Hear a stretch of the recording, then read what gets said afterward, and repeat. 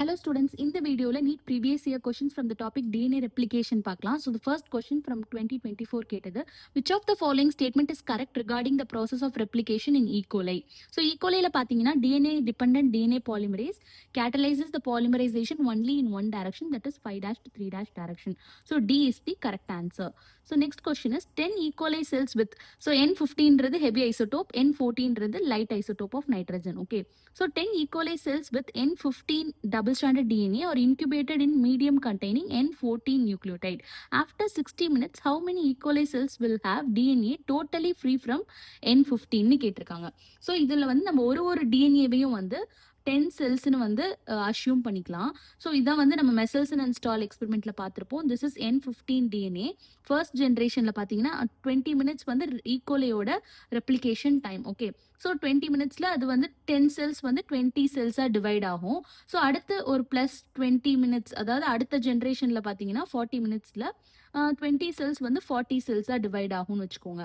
So இதில் வந்து hybrid DNA கிடைக்கும் நமக்கு இந்த ஜென்ரேஷனில். இது ரெண்டும் டெம்ப்ளேட்டாக ஆக்ட் பண்ணி N14 இருக்க மீடியமில் இன்க்யூபேட் பண்ணுறாங்க.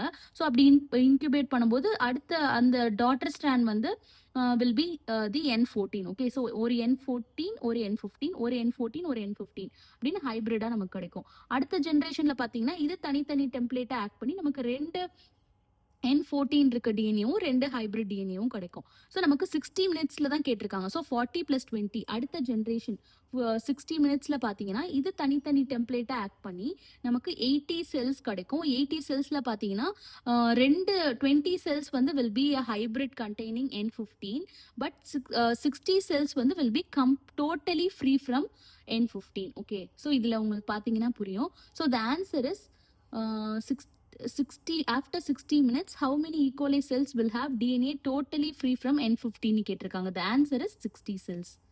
Next, during DNA replication, Okazaki fragments are used to elongate. So Okazaki fragments இந்த short DNA fragments. Okay, DNA replicationல பார்த்தீங்கன்னா ஒரு strand continuous synthesis இருக்கும், leading strand.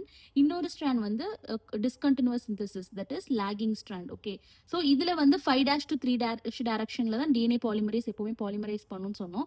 ஸோ இந்த ஸ்டாண்டோட பொலாரிட்டிக்கு இப்படி வந்து continuous synthesis ஆகிடும். பட் இந்த ஸ்டாண்டோட பொலாரிட்டி பார்த்தீங்கன்னா 3' to 5' இப்படி இருக்கிறதுனால இப்படி கண்டினியூஸ் சிந்தசிஸ் டிஎன்ஏ பாலிமரேஸ் பண்ண முடியாது. அதனால ஆர்என்ஏ பிரைமர் வந்து அட்டாச் ஆகும், இப்படி தான் சிந்தசைஸ் ஆகும்.